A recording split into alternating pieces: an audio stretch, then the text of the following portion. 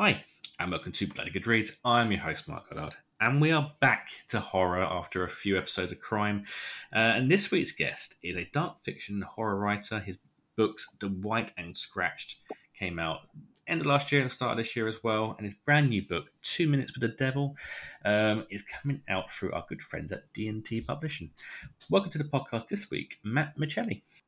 Hey, Mark, how's it going? Thanks for having me. No worries.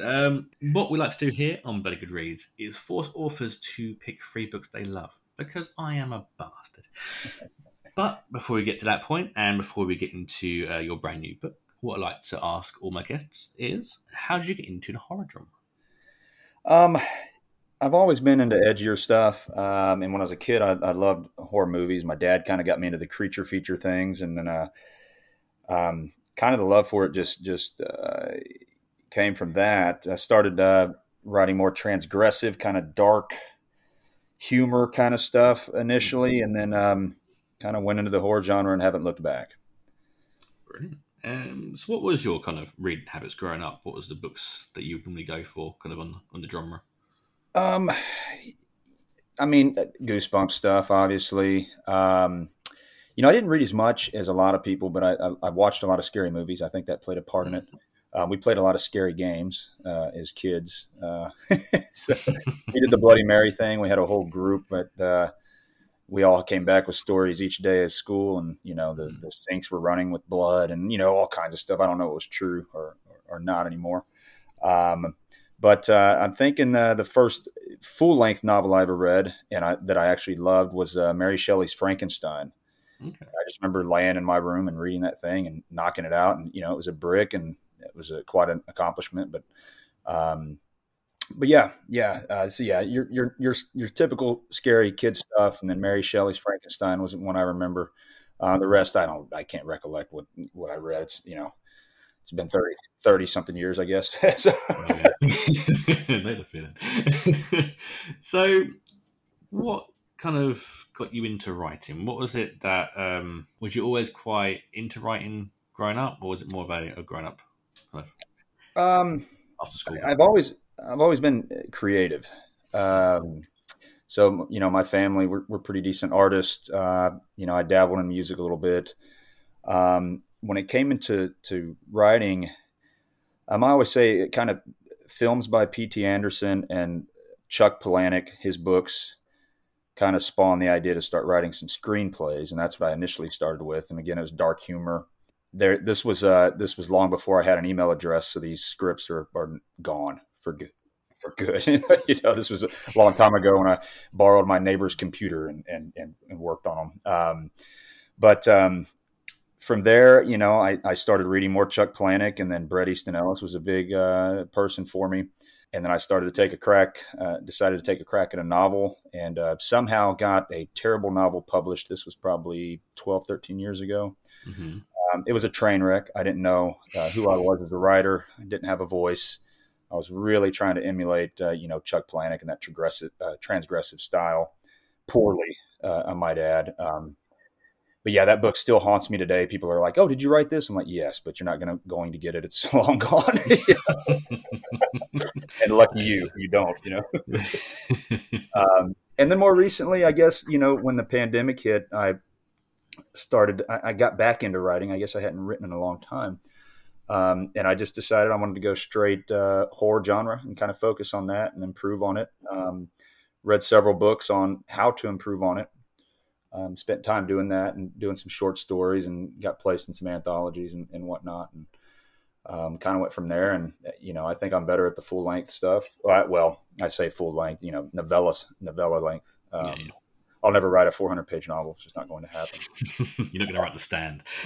But and here we are. So brilliant. So your first book, that is The White, which came out in December of last year. Yes, sir. Tell us a bit about the first book. The first book, I'll give you a brief synopsis. There's a freak snowstorm about to hit Texas, central Texas. I guess south central Texas, where I live. We don't get snow often down here. Rarely. It's maybe once every 5 years, and it's not going to stick to the ground. Every 20 years you get a couple of inches, and everybody's making snowmen and out there loving it. But a couple of years ago, we had what we call Snowmageddon. We were iced in, snowed in for about a week. They did rolling power outages. We didn't have any water. It was a real mess. Really messed a lot of people up. So that kind of spawned the idea of the book, The White, which is about a freak snowstorm. But beyond that, there's a pretty crazy family dynamic. The estranged mother-in-law shows up at their doorstep right before the storm hits. So they're trapped inside with this woman, and she's just a vile, just a bad person, any which way you look at it, with passive insults and, just always cutting down her son and daughter-in-law. Mm-hmm. So, tempers start to flare. Skeletons are kind of, dug up, all this bad stuff, and it's about to be violent in the house. But worse than what's happening inside is what's going on outside. So there's something in the snow. And I don't want to give any spoilers away because that one is such a short book. Let's just say, what's in the snow is way worse than what's inside with the evil old lady. It's snowstorms and mother-in-laws. It's two very scary things. Yes. Brilliant. Okay. Family. Okay, so before we get on to then the second book, let's go to your first pick. So, as I said at the start, what we'd like to do here is force authors, quite unfairly, to pick 3 books that they love. So, what is your first bloody good read? I'm going to go Less Than Zero by Bret Easton Ellis. Good choice. And I'll preface it with this. I'm going to stay away from indie authors because I have a lot of friends in the indie world, and I don't want to leave anybody out. So I'm going to keep it to more mainstream. For that reason, I read primarily indie. Probably 95% of the books I read now are indie. So many great authors. But back on that, yeah. So Bret Easton Ellis, Less Than Zero. So it's one of my all-time favorites. Okay. Very good choice. We haven't had any Bret Easton Ellis on here. And we have American Psycho. But apart from that, none of his other books. So yeah, good choice. Good choice. Thanks. So let's go on to your second book. So Scratched. Mm-hmm. So where did the idea of this one come about? It's a little bit different than Snowstorms. It's more about the kind of rich and beautiful people. So where did this one come about? That's always hard to say, right? I guess, this one's more in line with Bret Easton Ellis, that kind of style, the nihilism, the minimalist, the detachment from these type of people from everyday life. But I don't know, I can never tell you exactly where the idea came from because they just pop up randomly and you kind of roll with it. But it's basically the Real Housewives of, say, California meet the Chupacabra is kind of the concept. There's a little town that all of these high-end socialites are moving into, and they're kind of destroying this small, quaint town, that little hidden gem that they were all vacationing at, and then they're kind of taking it over. So you got your high-end coffee bars, martini bars, yoga studios, whatnot, all this stuff, and all the restaurants and the small town stuff that had been there for generations are just getting pushed out. So there's a legend around that town of the Chupacabra, and needless to say, the Chupacabra doesn't get pushed out like the families in town. It's a fun book. It's it's a little sexier. But yeah, it's some unlikable characters, but it's fun, if that makes any sense. In the way that slashers are, yes, the unlikable characters being slashed up. Yeah, there you go. Yeah, and some likable, unfortunately, within this one. But they all get a little bit of what's coming to them. So Awesome. So, okay, before we get into your new novella, which is for our good friends over at D&T, tell me a bit about the New Blood series. I'm intrigued. You've got quite a lot of good authors in this series. So, what is the New Blood series about? And, well, as I mentioned a minute ago, and I was going to stay away from indie authors because there's so many great indie horror authors right now. In addition to that, there are a lot of very reputable, credible indie horror publishers. So again, I briefly mentioned a train wreck of a book that I had published maybe 13 years ago. I've been through bankrupt publishers. I've been through terrible publishers. Back then, the indie scene was not nearly what it is now. So in my opinion, I feel like we're kind of in the rebirth of indie horror. Agreed. In this era, and there's so many great authors, a lot of talent out there. So the idea was to kind of, have some candid conversations with some authors, some artists, some publishers, folks in the zine world, and just, kind of, it's an email series. It would do better as a podcast, but I'm not up to those. I'm not on that level. As you know, Mark, there's a little bit of work that goes into that, right? So, I approached it as a chat. So I would send a question over, they would respond, and then we would go from there. So I didn't have any set list of questions or anything. And I mean, there are some parts that we get into certain people, we get into talking about drugs, and anything goes. And that was kind of the idea. But yeah, it's really cool. Obviously, that's on hiatus with all these books coming out, and the new book I'm really focusing on now. But I hope to get that back on track at some point, maybe toward the end of the year. Awesome. Go and check it out. Go to Matt's website, which will be in the link in the description below. They've got some amazing authors on there. Laura Hightower, we love her here in the podcast as well. Mark Towsey, who's been a previous guest as well. So go and check out that as well. Cool. Before we get to the next book then, let's go for your second bloody good read. So what's your second bloody good read choice for us this week?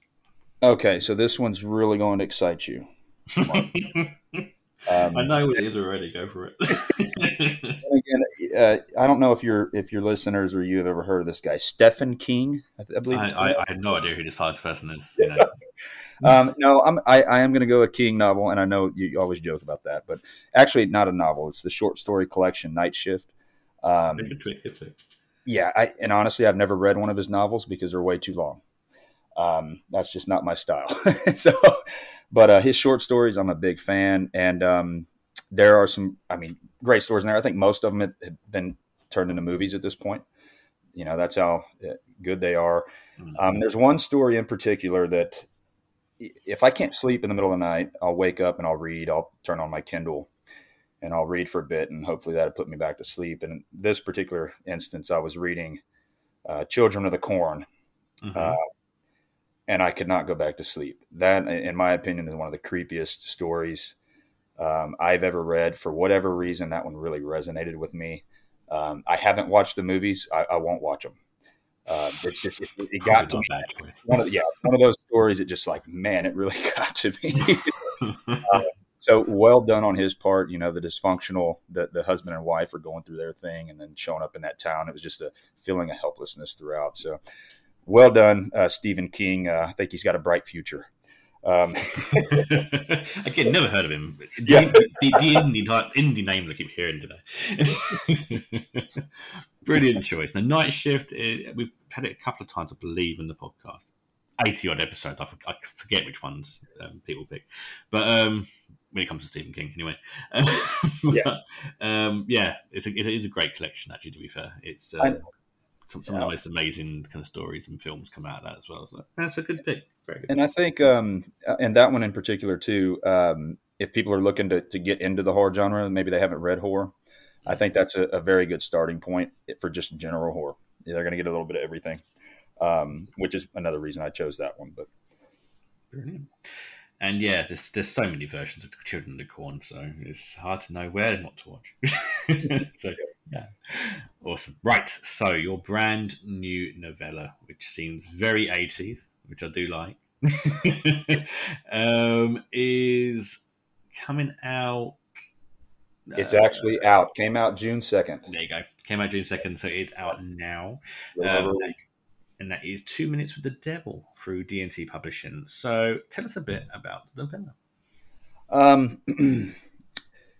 It's set in the summer of '86. Good year. yeah, really cool year. I grew up in the '80s, and I'm at an age now where I think we try to, at least I do. It's kind of like we try to relive our childhood. That was the most fun we ever had. So it's like we kind of throw it back to the '80s and a little '90s in there too. But the story, it's about a group of kids, preteens. It's summer, school's out. They basically, ride their bikes and hang out at the tree house, go into town, steal snacks from the convenience store. All the things we did as a kid. They got the nudie magazines that they're looking at. But yeah, there's a game, and I fashioned it. I wanted to come up with something original, and I fashioned it after Bloody Mary. And I mentioned to you earlier, we used to play those games as kids. So I made up a game called 2 Minutes with the Devil, and the premise is you walk into a dark area and you have to keep your eyes closed for 2 minutes. If you open your eyes and the devil sees you and you see the devil, and the devil eats your bones. And I came up with a little rhyme that goes with it and everything. And I thought it was a cool concept for a game. So in this little town, and it's loosely based on where I grew up in my childhood environment, a lot of things are spot on. So, I have to say that the legal disclaimer, it's all coincidence. All the characters, nothing is based off of anything real. But yeah, so kids start playing this game in this small town, and they start to disappear. And a few of the kids are concerned. Parents are kind of oblivious at first, but then, it gets a little bit close to home, and then the whole town's freaking out. But yeah. And again, I don't like to give much away. That's right.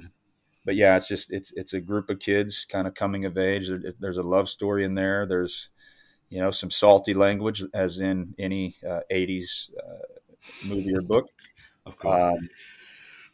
There's a few political references in there that are, dads yelling about stuff, watching the news and all kinds of stuff.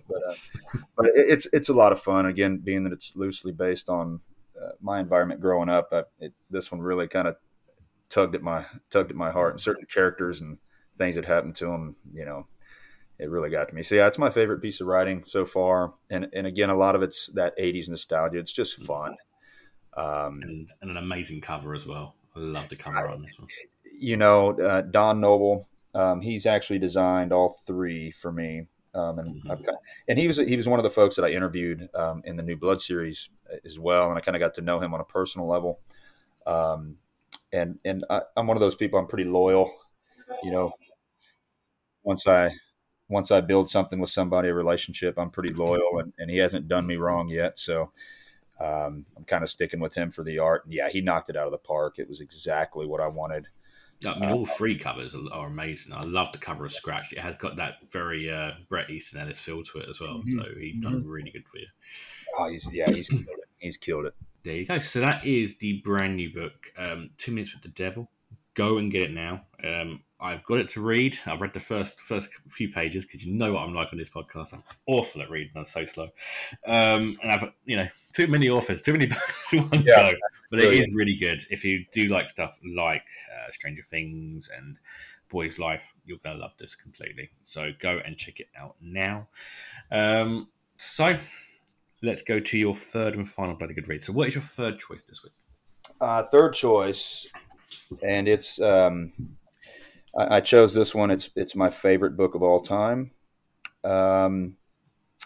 It's also, in my opinion, the best vampire story of all time. And I hate vampires, by the way. But that's how good this book is. Mm-hmm. So it is Let the Right One In by Jonathan Lindqvist. Fantastic book. Just all around fantastic book. Mm-hmm. And the movies are good too, both the Swedish and American versions. Not seen the American version. The Swedish version we did in the podcast. We absolutely loved it. Oh, yeah. One dodgy scene, but yeah, we'll forget about that. But